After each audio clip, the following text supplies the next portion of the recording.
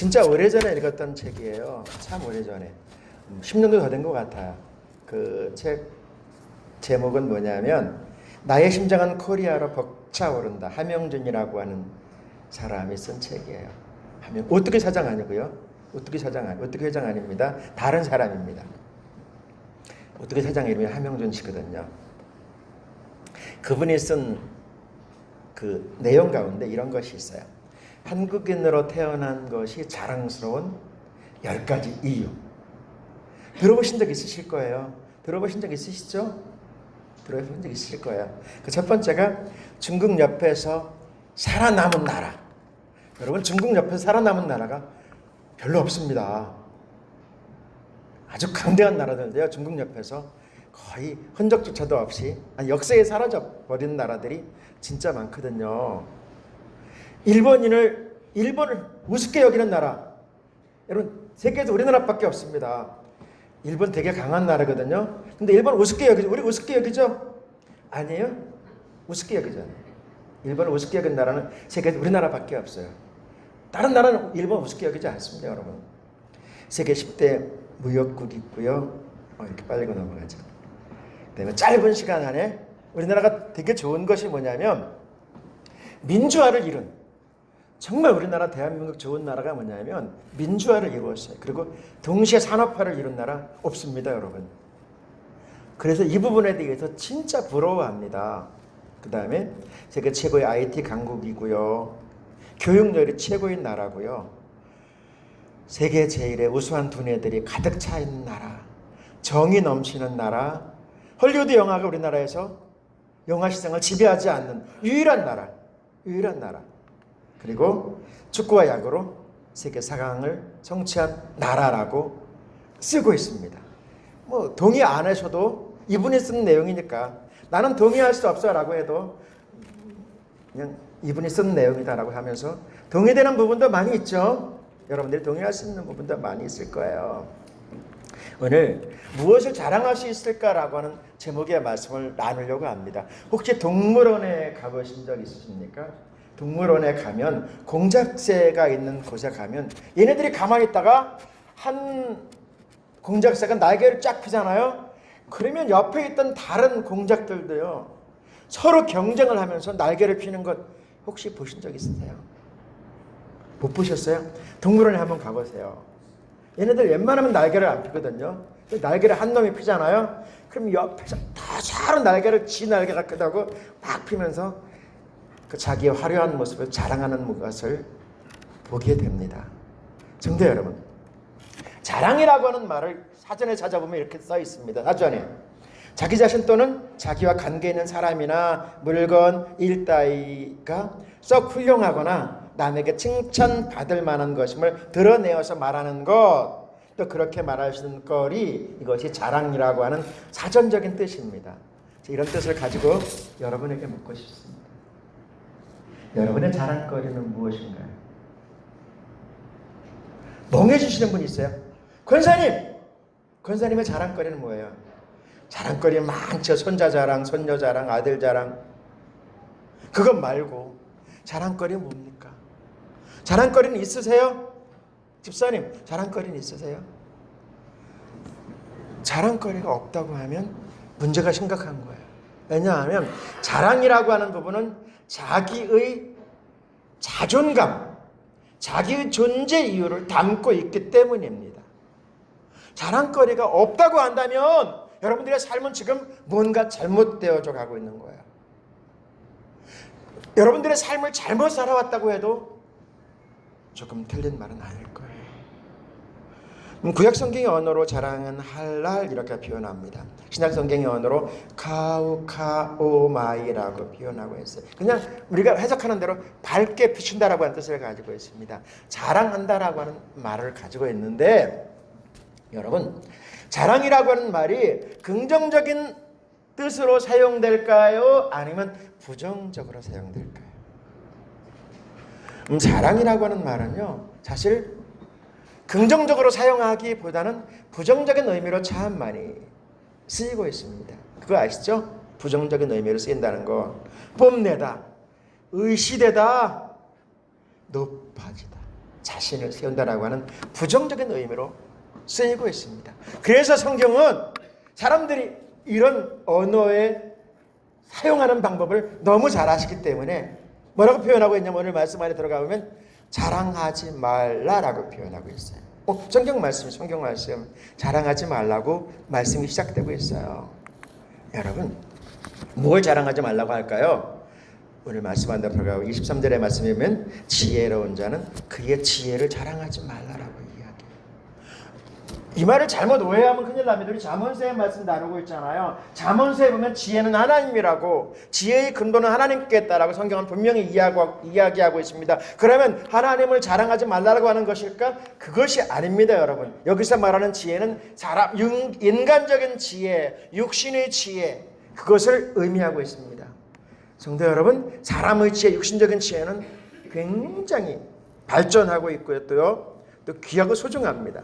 세상에는 철학이라고 하는 학문도 있고요. 심리학, 과학 이런 사람의 지혜를 더할 수 있는, 증가시킬 수 있는 많은 학문들이 있습니다. 그렇지만 세상적인 그러한 학문과 그 지혜는 어떤 겁니까?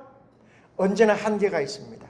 그리고 영원하지 않습니다. 그리고 사람의 궁극적인 문제를 해결해 주지는 못합니다. 사람이 어디서 와서 어디로 가다가 무엇을 하다가 어떻게 될 거라고 하는 그러한 부분에 대해서 열심히 연구하는 철학이 있지만 그 철학도 궁극적인 인생의 답을 주시지 못하고 있습니다. 예시하지 못해요. 여러분, 더욱 중요한 것은 사람의 종말 이후에 그 사람이 하나님 나라에 갈 것인가, 하나님 나라의 문 앞에서 천국으로 갈 것인가, 지옥으로 갈 것인가 라고 하는 부분에 대해서는 답하지 못하고 있습니다. 세상적인 지혜는 말입니다. 여러분, 세상적인 지혜가 어떨까? 혹세의 사람들이 이렇게 이야기합니다. 50세가 되면 미모가 평준화가 된다고 이야기합니다. 60세가 되면 지식의 평준화가 된다고 이야기해요. 70대가 되면 정의 평준화, 남자인지 여자인지. 80대가 되면 여러분 부의 평준화가 이루어지면 너무 돈 밝히지 마세요. 왜냐하면 80대가 되면 돈 많아봤자 여러분, 제가 어렸을 때 모셔봤거든요. 쓰고 싶어도 쓸 데가 없어요. 맛있는 것도 별로 맛도 못 느끼고요. 여러분, 명품 옷을 둘렀다 한들 그 값어치가 없습니다.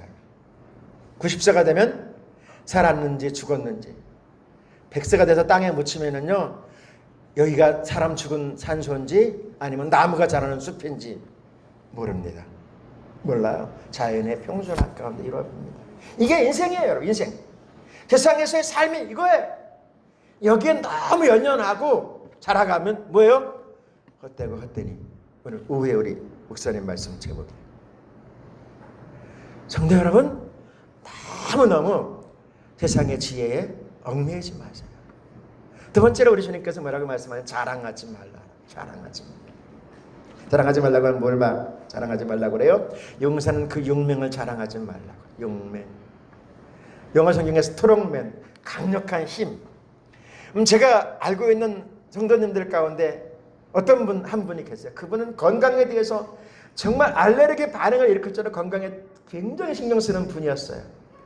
새벽 기도에는 나오라고 사정했는데 안 나오고 44철 눈이 오나 비가 오나 새벽에 목욕을 하고 찬물로 목욕을 하고 동네를 뛰는 거야. 제가 눈 오는 날 비 오는 날 이렇게 바라보면 그분이 뛰고 있어요. 그 집사님이.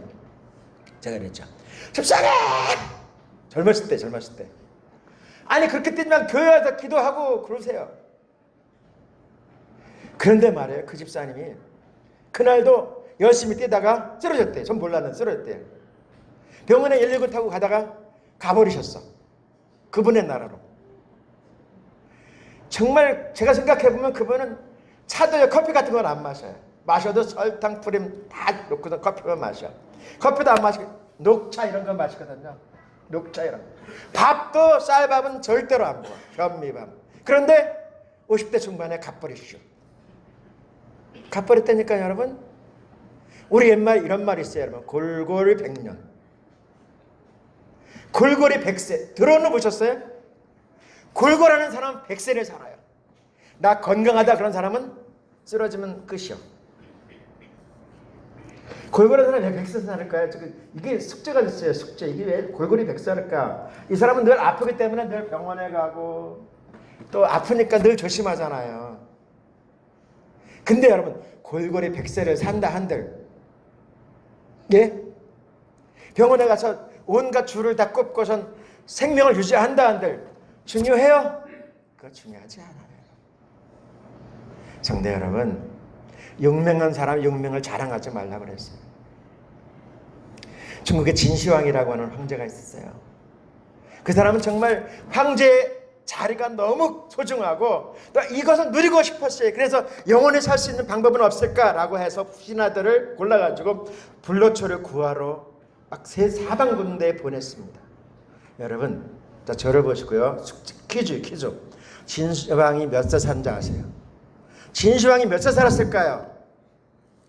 딱 50세 살고선 가버렸슈. 50세밖에 못 살았다니까요. 50세 진시황이. 여러분, 영원히 살고 싶었던 그 사람도 여러분 그 황제의 자리를 누려보지도 못하고 50세에 죽어버렸다니까요. 용맹을 자랑할 것, 건강 자랑할 것 한 개도 없어요. 생명의 주인 누구예요? 하나님이십니다, 여러분. 하나님께서 여러분을 골고리 100세가 아니고 88이 100세, 팔팔하게 100세 살 수 있기를 소원합니다. 아멘을 안 하신 분은 200살까지 살지어다. 200살까지. 재수 없으면 200살 살아요, 여러분. 재수 없으면 그거 기억하세요. 이게 제가 하는 말이 아니고요. 생물 과학 하는 사람들이 하는 이야기예요. 재수 없으면 200살 살으니까 골고루 200살 살면 큰일 나요. 팔팔하게 100세를 살아야지. 우리 하나님께서 우리에게 말씀하세요. 자랑하지 말라라고 말해요. 무엇을 자랑하지 말아야 될까요? 부자는 그 부함을 자랑하지 말라. 주님께서 말씀하세요. 여러분, 부자가 3대 가지 못한다는 이야기 들어보셨나요? 여러분, 우리에게 주님께서 말씀하려고 해요. 부자가 되지 말라고 하는 말씀이 아니에요. 저는 예수 믿는 믿음의 사람들이 다 부자 될 수 있기를 소원합니다. 그런데 여러분, 그 부자가 정말로 그 부가 어디로부터 온가를 알아야 돼요. 옛사람들도 이 부분을 너무 잘 알았어요. 큰 부자는 하늘이 낸다라고 이야기해요. 하늘이 내어야 돼요, 여러분. 성도 여러분, 이런 말 들어보셨어요? 권불 10년 화무 11홍이라. 권세와 세상의 모든 것들을 가지고 있어도 그거 10년밖에 안 가고 아무리 아름다운 것도 열을 넘게 가지 않는다라고 하는 말이에요. 권세와 부, 여러분, 하나님께서 그것 누리지 말고 그것을 갖지 말라라고 하는 이야기가 아닙니다. 그것이 어디로부터 오는가, 그것이 누구로부터 오는가를 알라라고 말씀하세요. 우리는 믿음의 사람입니다. 우리는 하나님의 사람입니다. 우리가 어디쯤 서야 되는지, 우리가 어떻게 살아가야 되는지 주님께서 말씀을 통해서 알려주시기를 원하세요. 그래서 오늘 말씀의 시작을 어떻게 해요? 자랑하지 말라고 말씀하세요. 우리 말씀 같이 볼게요. 시편 97편 7절 하반절이요. 허무한 것으로 자랑하는 자는 다 수치로 향할 것입니다. 세상의 지혜, 세상의 명예, 여러분, 세상에서 건강하다는 것, 세상에서의 부, 여러분, 그게 자랑할 거입니까? 내가 잘해서요? 아니요. 이 모든 건 하나님으로부터 왔다는 사실을 아세요. 기억하셔야 돼요. 우리 주님께서 그 헛된 것 자랑하지 말라라고 말씀하세요.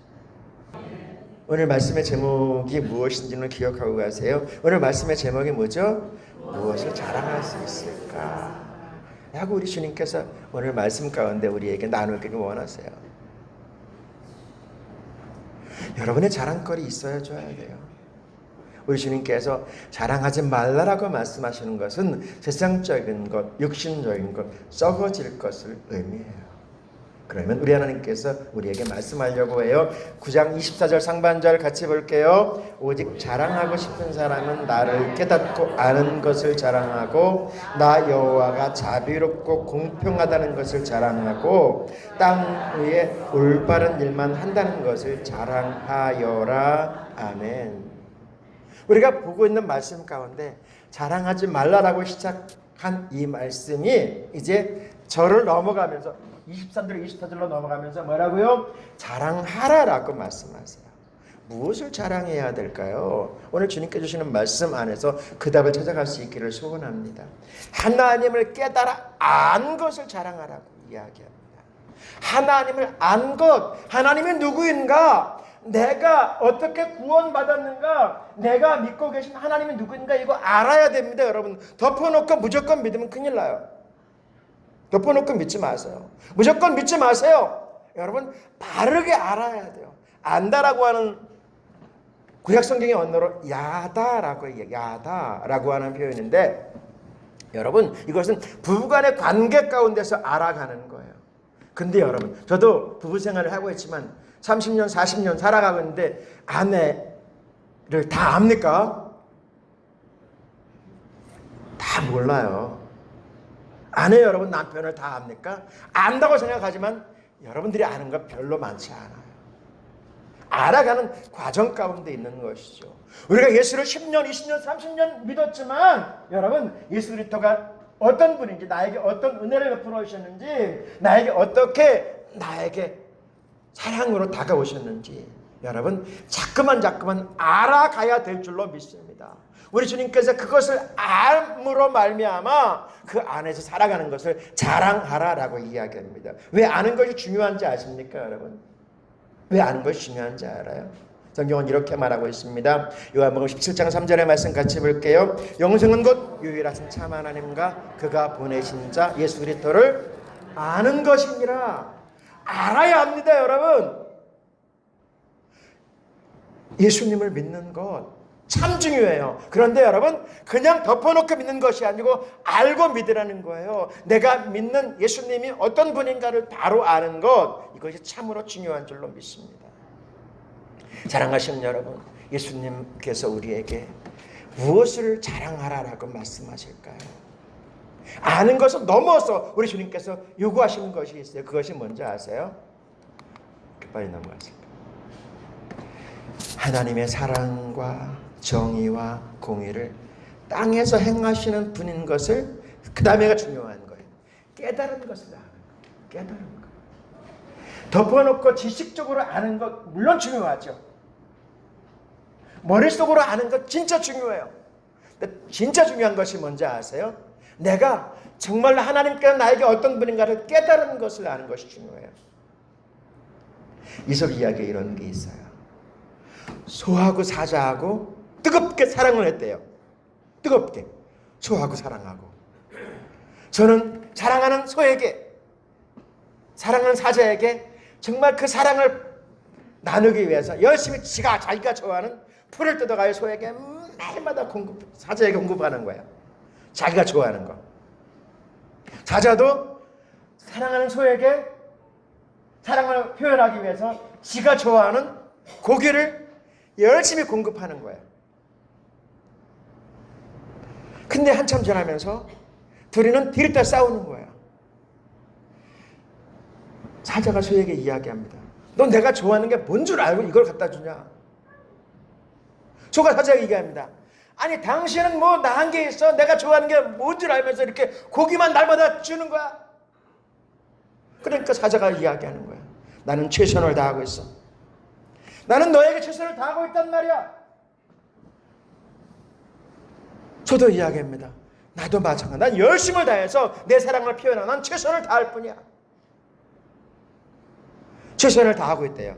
맞아요. 자신들은 최선을 다하고 있는 게 지가 좋아하는 것, 상대방도 좋아하는 줄 알고 열심히 갖다 주는 거니까. 그저 최선을 다한 거예요. 소홀히 하지 않았어요. 그런데 둘이는 만났다면 싸우는 거예요. 왜 싸울까요? 상대방이 뭘 원하는지 모르는 거예요. 상대방이 뭘 원하는지 모르는 거예요. 여러분, 우리가 예수를 믿습니까? 하나님 믿습니까? 알았습니까? 깨달았습니까? 그렇다고 한다면 예수님을 만나야 돼요. 하나님을 만나야 돼요. 하나님을 만나지 못한다고 한다면, 하나님을 체험하지 못한다고 한다면 머릿속으로 아는 것, 책 속에서 배운 것, 여러분 거기에 끝이에요. 우리 주님께서 무엇을 자랑하라고요?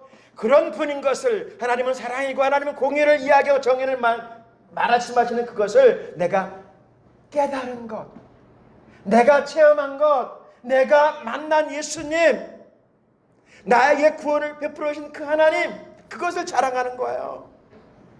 책 속에 있는 것, 내가 배운 것, 내 지식을 자랑하는 것이 아니고, 여러분 한번 생각해 봅시다. 우리는 요즘에 새벽마다 조선지서 가운데 첫 번째 책인 호세아서를 보고 있어요. 사랑의 선지자라고 하는 별명을 가지고 있는 호세아서에 있는 말씀을 봅니다.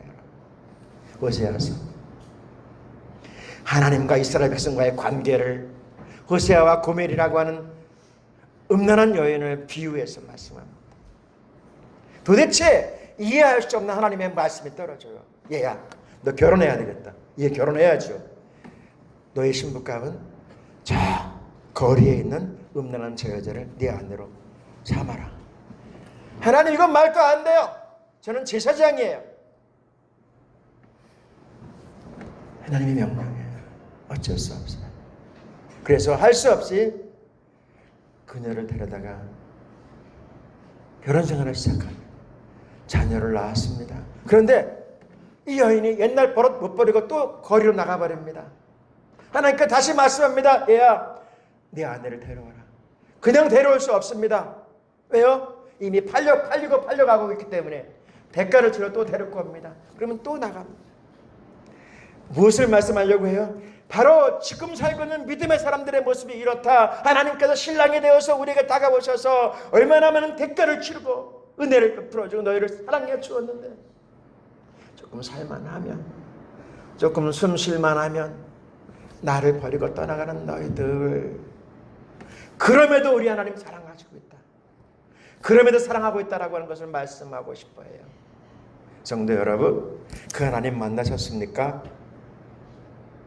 사랑하시는 주님을 여러분 경험하셨습니까? 여러분, 내가 만난 예수님을 자랑하는 거예요. 우리 주님께서 말씀하세요. 시편 35편 5절이요. 그는 공의와 정의를 사랑하시며 세상에는 여호와의 인자하심이 충만하도다. 여러분, 눈을 감고 생각하면, 한 번만 더 생각하면 나에게 베풀어 주신 은혜가 얼마나 많은지, 내가 받은 사랑이 헤아릴 수 없을 만큼 많은지 우리는 금방 알 수 있습니다. 여러분, 그것 자랑하는 우리들 될 수 있기를 주님의 이름으로 축복합니다. 성도 여러분, 예수님을 만나셨습니까? 예수님을 체험하셨습니까? 예수님을 경험하셨습니까? 그 예수님을 자랑할 수 있기를 주님께서 우리에게 요청합니다. 오늘 말씀의 제목이 뭐라고요? 무엇을 자랑할 수 있을까? 우리 주님께서 우리에게 이 말씀 하시는 이유가 있어요. 하나님은 인격이에요, 인격. 그래서 그 자녀된 우리가 하나님을 자랑하는 것을 너무 좋아하신대요. 입꼭 다물고 있는 것이 아니고, 우리가 나가서 나는 하나님을 이렇게 만났어요. 하나님이 나에게 이렇게 은혜를 베풀어 줬어요. 하나님은 이런 분이에요. 이렇게 자랑하는 것을 너무 좋아하신대요. 9장 24절 하반절이요. 나는 이것을 깨닫고 이것만 자랑하는 사람을 좋아한다. 주님이 말씀하세요. 하나님 인격이시기 때문에 그래요. 성도 여러분, 하나님이 좋아하시는 사람 될 수 있기를 소원합니다. 하나님이 좋아하시는 사람이 어떤 사람이라고요? 하나님을 자랑하는 거예요. 무엇을 자랑하라고요? 안 거, 내가 믿는 하나님이 어떤 분인가. 그리고 체험한 것. 하나님을 체험한, 하나님을 경험한 것. 고린도서 10장 17절부터 18절까지 말씀 보려고 합니다. 자랑하려는 사람은 주님 안에서 자랑해야 됩니다. 참으로 인정을 받던 사람은 스스로 자기를 내세우는 사람이 아니라 주님께서 내세워 주시는 사람입니다. 아멘. 성경 안에 등장하는 많은 사람들 가운데서 여러분, 세상적으로도 그리고 성경적으로도 아마 최고의 사람은 바울이라고 하는 사람일 것입니다. 바울은 자랑거리가 진짜 많은 사람입니다. 진짜 많은 사람이에요. 바울은 자신을 이렇게 이야기합니다. 자신은 히브리인 중에 히브리, 정통 유대인이라고 이야기합니다. 자신의 배운 학문, 오늘날 바라면 최고의 배움터에서 최고의 학문을 배웠던 정말 뛰어난 수재요 인재였습니다. 뿐만 아니라 이는 얼마나 부자였는지 여러분, 그냥 우리나라에서 미국 시민권을 살 정도로 당시에 유대 나라에서 당시에 최고의 나라인 로마의 시민권을 돈으로 사서 가지고 있는 사람입니다. 뿐만 아니라 그는 얼마나 부자였는지 개인적으로 군대를 거느리고 있을 만큼 엄청난 부자였습니다. 여러분, 그런 그가, 정말 세상적인 자랑거리가 그렇게 많은 그가, 여러분, 그것을 분토처럼 버리고, 분토, 쉬운 얘기로 똥처럼 버리고 예수님을 자랑하겠다라고 이야기합니다. 여러분에게 묻고 싶습니다. 여러분은 교회를 자랑해 보신 적은 있으신가요? 우리 교회는 교회를 참 많이 성도들은 자랑하요. 뭐라고 자랑하냐 봤더니 아름다운 은평교회. 그것으로 끝이야. 그것으로 끝. 여러분, 물론 귀합니다. 소중합니다. 현상을 바라보는 모습 좋습니다, 여러분. 넓은 땅에 아름다운 성전을 가지고 있는 우리 교회. 근데 여러분, 시간이 지나면 이 건물도, 우리 리모델링 했잖아요, 망가진다는 사실을 아세요? 자랑거리이긴 하지만 여러분, 여기에서 한 걸음 더 나가지 아니하면 하나님이 기뻐하시지 않아요. 저는 교회를 섬기면서 많은 사람들에게 우리 교회를 자랑합니다. 뭘 자랑할까요? 저는 당당하게 우리 교회를 자랑해요. 우리 교회는 제가 섬기는 교회는 말이에요, 장로님들이 얼마나 좋으신 분인지 몰라요. 최고예요. 대한민국에서 최고의 장로님들입니다. 정말로 섬김과 헌신과 충성하는 모습들이 당신네 교회와 비교할 수 없습니다. 최고의 장로님들입니다. 권사님들 정말 말씀으로 기도로 헌신하고 있는 분입니다. 우리 성도님들, 우리 집사님들 정말 최고의 집사님들입니다. 우리 교회는 딱 한마디로 정리하면 집, 일터, 교회. 이것으로 땡입니다. 맞죠? 최고의 교인들입니다. 뭐 다른 것도 한눈 팔 새가 없어요. 집, 일터, 교회. 최고의 성도들입니다. 저는 당당하게, 이게 여러분 얼마나, 하나님이 얼마나 기뻐하실까요? 하나님이 최고로 기뻐해요. 다른 말, 사실만 저는 이야기하니까, 사실만. 성도 여러분, 교회를 자랑하십시다. 더 나아가서 무엇을 자랑해야 될까요? 예수님을 자랑하십시다. 갈라디아서 6장 14절이요. 그러나 내게는 우리 주 예수 그리스도 십자가를 결코 자랑할 것이 없으니 그리스도로 말미암아 세상이 나를 대하여 십자가 못 박히고 내가 또한 세상에 대하여 그러하니라. 아멘. 최고의 자랑거리를 가지고 있던 사도 바울이 이야기합니다. 자신의 그 모든 것 다 내려놓고 무엇만 자랑하겠다고요? 예수님의 십자가, 예수님만 자랑하겠다고 이야기하고 있습니다. 우리의 자랑 무엇이어야 될까요? 교회 자랑 물론 좋습니다. 아름다운 교회 너무너무 좋습니다. 그런데 여러분, 우리 교회 성도들 한 분 한 분을 보면 진짜입니다. 저는 우리 교회 성도들은 진짜라고 믿습니다. 어디 가든지 당당하게 이야기합니다. 진짜 교회가, 진짜 성도들이 우리 교회 성도들입니다. 마지막 때에 하나님께서 여러분들을 기대하십니다. 조국 대한민국의 영적인 파수꾼의 사명 여러분들에게 맡기시기를 원하십니다. 영적인 등대의 사명 맡기시기를 원하세요. 여러분, 커다란 교회, 세상적인 무엇을 가지고 있는 사람이 세상 역사를 이루는 것은 없었습니다. 언제나 가장 낮은 곳에서, 세상 사람들이 별볼 일 없다고 하는 그곳에서 위대한 믿음의 사람이 세워졌고요, 하나님의 영웅들이 그 시대를 이끌었던 것을 잘 압니다. 저는 우리 은평교회 한 분 한 분이 마지막 때 어렵지만 하나님께서 맡겨주신 그 사명을, 소명을 기억하면서 믿음의 용사로 함께 나아갈 수 있기를 주님의 이름으로 축복합니다.